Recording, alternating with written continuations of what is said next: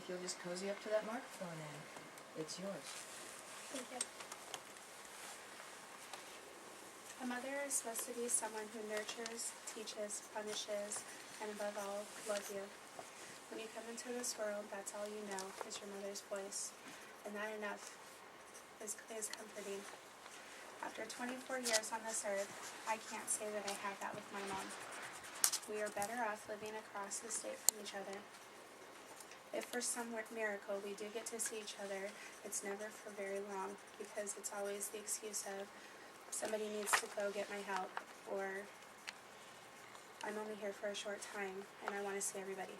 Blah, blah, blah is all I hear anymore, because all she does is make excuses. I was in turmoil when I needed to come up with a liberating act until just 5 days before mine is due. My mother called and left a smart aleck message, like always. I played right into it, calling her back. I should have known better, but just a part of me was saying, maybe this time will be different.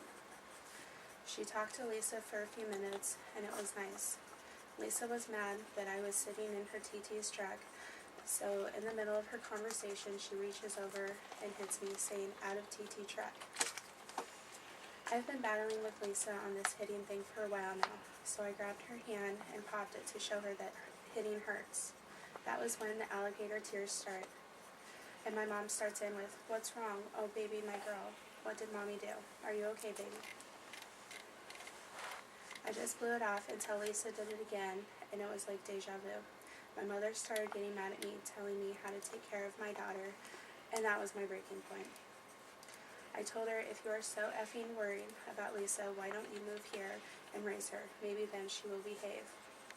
It never changes. It's the same stuff that always happens, and she knows how much it pisses me off. You'd think by now I'd learn. My liberating act is a letter to my mom that has 24 years of hurt, anger, disappointment, untrustworthiness, and all the feelings in between. Dear Mom, I am writing you this letter because I can never seem to tell you how I really feel, and you can't argue with what I'm writing. I have so many feelings that I need to express to you.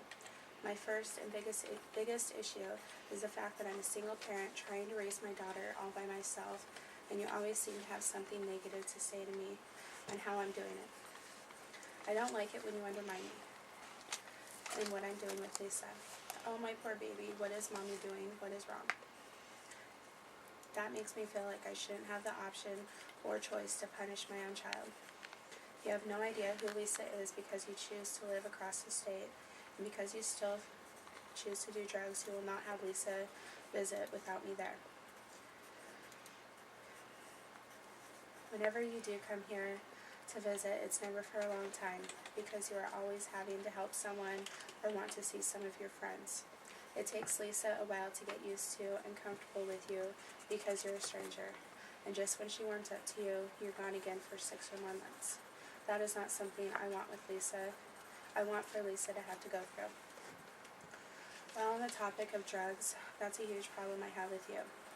When I was 15, you and I smoked because you didn't want me to do it with anybody else. I'll admit it, when I was younger, it was cool. How many moms do drugs with their children?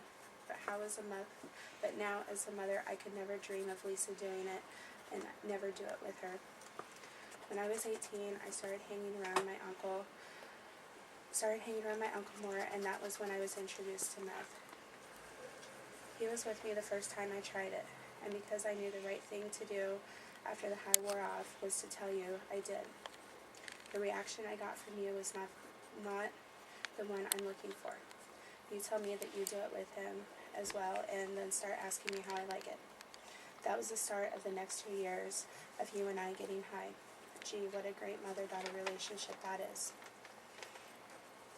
When I ditched mine and Rabbit's birthday party when I turned 20 to go get my birthday present from you and your friend down the road, it was then I realized that this is not the life I want. I felt so guilty because Rabbit is my best friend, and I felt that drugs were more important. I've been clean for over 4 years now, and I really wish I could say that for you. Your latest stunt is getting pulled over with 2 pipes on you. What did they end up doing? Your license is suspended. You have to go to drug court. You did good completing all the requirements and were even able to stay clean because of random drug testing that was done. But do you remember the first thing you said to me the day you were done with court? I was told about this doctor who prescribes green cards.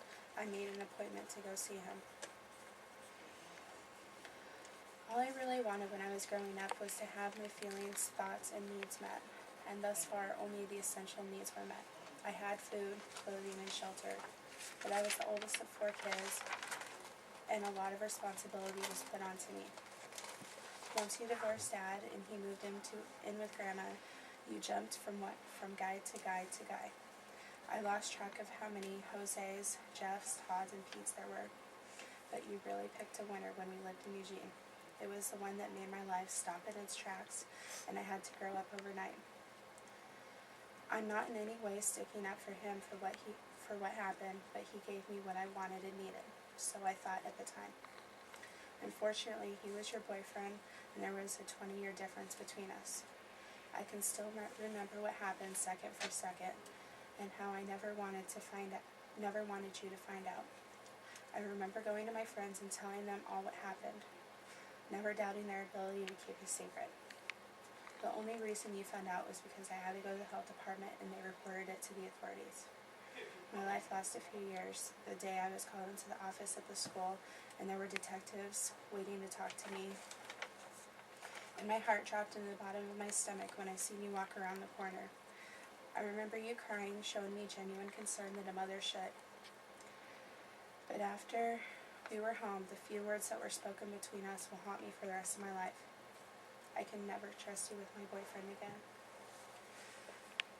Now, I don't know if you said that out of anger for what happened or if you even realized you said it, but there is no effing excuse not to trust me.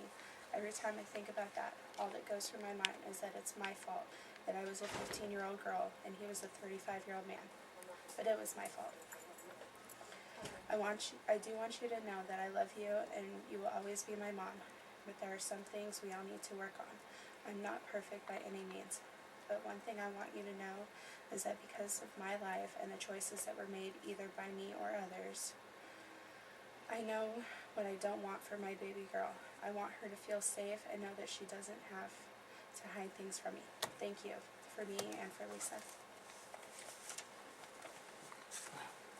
Thank you for sharing a liberating act. It's very impressive and incredibly powerful, courageous and powerful. We have more to come. Let's take a little break.